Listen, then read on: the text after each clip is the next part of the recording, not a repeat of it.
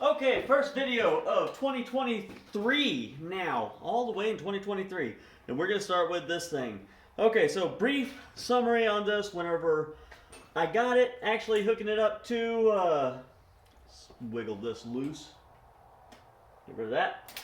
Hooking it up to a turbine. This is supposed to be a 2 kilowatt grid tie inverter that has 3-phase input for a wind turbine, and it came with a little resistor that I'd show it, but I don't know where the resistor is right now. Doesn't really matter. Okay, so the way this thing was set up originally, it had the resistor was just live all the time. So the resistance was so low that the turbines had a hard time starting. And then after they spooled up, the resistor was too small. So it couldn't actually control the turbines. Voltage would just go through the roof.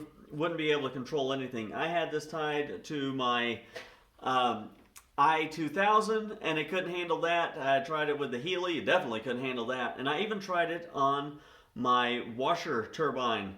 And that thing is max 700, 800 watts. Couldn't handle that either. Couldn't start unless it had like a really, really heavy gust. And then after it spooled up, it would just, it overpowered a resistor. The way I ended up running this was basically like the rest of my solar inverters and running the input off of my batteries in through the dump load. Something that I tried was running my washer turbine through the 3-phase input, dump load connected to the batteries. My thought process was, even if it gets stuck, it would backfeed through the batteries, and it was working okay. It was actually pulling more power off the batteries than the turbine itself. What ended up happening was, and I showed this on one of my last video, blew up one of the batteries. Battery bank went completely down.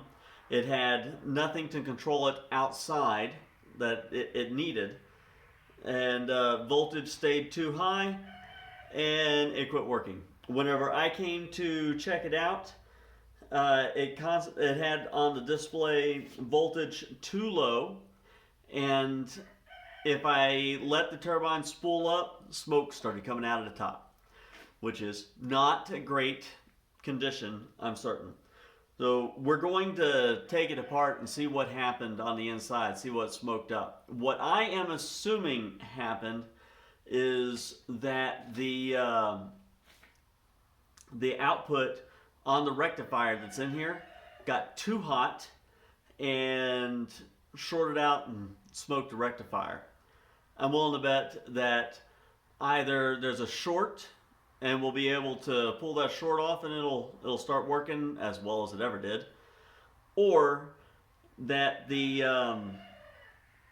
rectifier is bad and we'll be able to bypass it with another rectifier and resolve the situation, or to simply continue to use it as a solar inverter. Whenever I pulled this down, my battery bank was still shot. So right now we're gonna take it apart, see what's going on inside.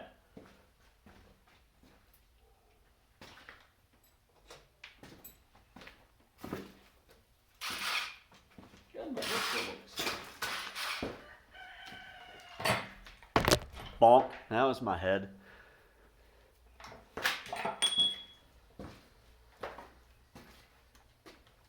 Had to make sure we was still filming. I've taken this apart once before. Actually, I think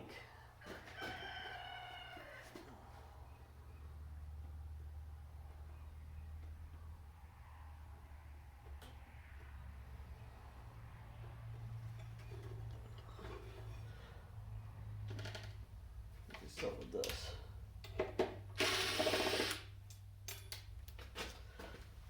Oh, gonna have to have a magnet.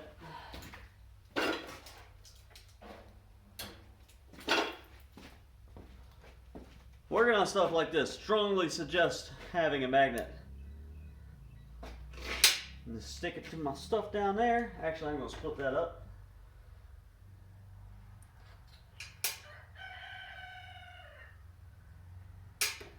And of course, it clicks right back together. Oh well.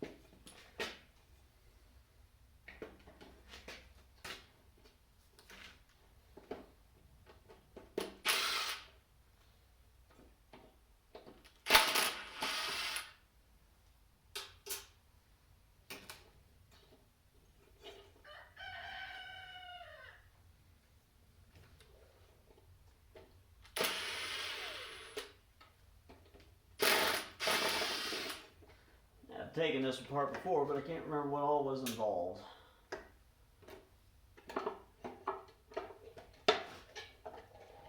Okay. Alright. I'll flip this around. We're actually going to put those two back in.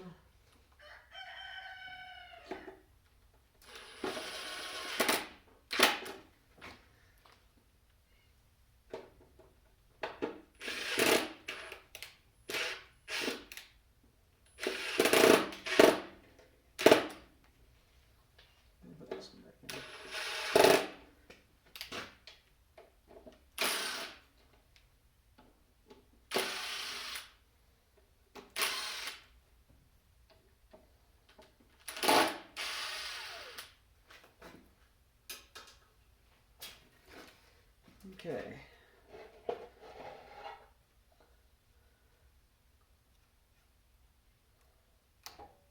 Oh man, I'm actually seeing all kinds of slime going on inside here.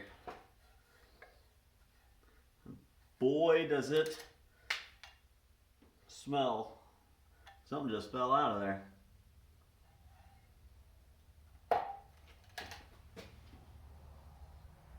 Oh, right here. I was not right.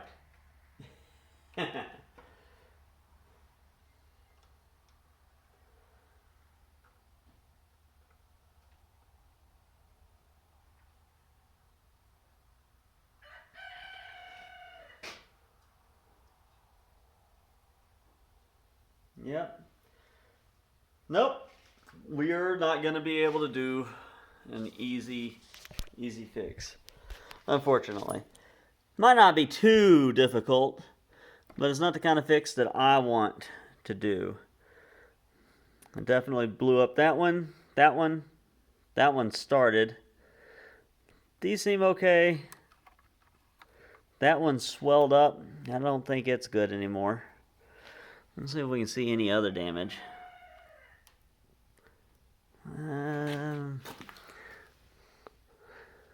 The fuses didn't pop.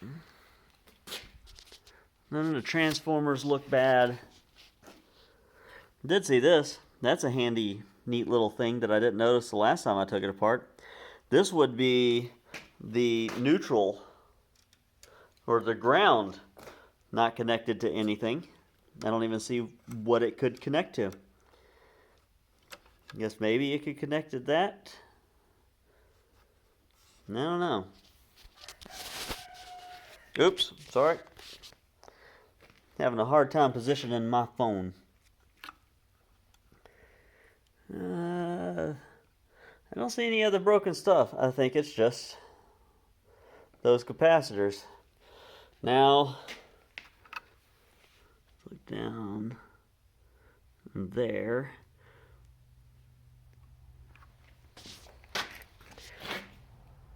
Usually with the other ones, I see those MOSFETs blow up pretty regularly, but nothing there.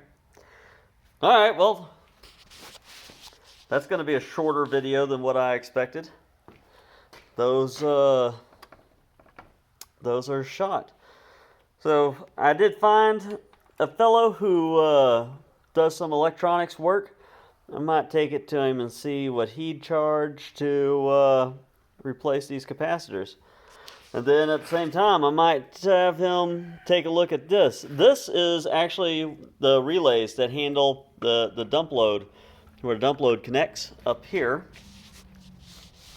And these things, one of these is stuck in the closed position, or both of them are stuck in the closed position, not letting the dump load release. So dump load is always on. And that's a problem that I've had with this thing from the very beginning. Maybe I can get him to check those out also and see if replacing these capacitors and replacing those relays gets her back up and going.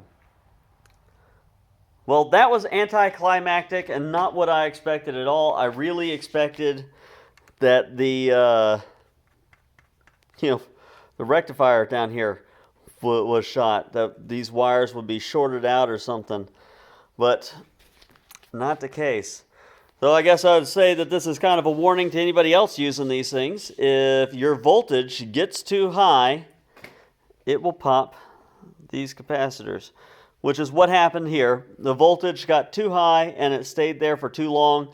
The battery blew up in the middle of the night whenever I was not able to come out and take care of it. So it ran all night without me knowing that something was wrong. Whenever I did finally come out and check it out and see what had happened, it had the something in here was shorted out where the turbine was just had its brakes on.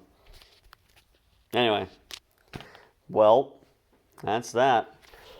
Hopefully something more exciting next time. Thanks for watching, guys. Have a wonderful day.